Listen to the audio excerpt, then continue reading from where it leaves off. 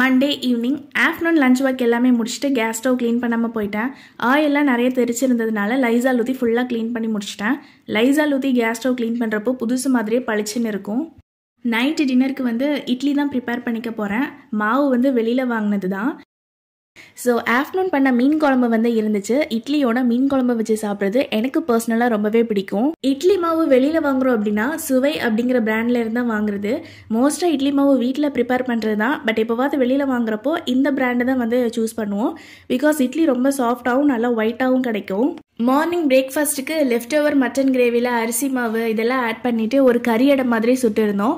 அதோட பேட்டர் வந்து கொஞ்சம் மிஞ்சிருச்சு. ஸோ அதையுமே நைட்டு வந்து அடை மாதிரி சுட்டு எடுத்துக்கிட்டேன். இட்லி சுட்ட உடனேயே நம்மளால் இட்லியை வந்து அந்த பிளேட்லேருந்து எடுக்க முடியாது. கம்ப்ளீட்டாக ஆறுனதுக்கப்புறம் தான் எடுக்கிற மாதிரி இருக்கும். ரொம்ப டைம் எடுக்கிற மாதிரி இருக்கும். ஸோ அதுக்கு என்ன பண்ணுங்க அப்படின்னா ரன்னிங் வாட்டரில் அந்த இட்லி பிளேட்டை காமிச்சிட்டு இருந்தால் சீக்கிரமே கூல் டவுன் ஆயிரும். அப்புறம் எடுக்கிறதுக்கு ஈஸியாக இருக்கும்.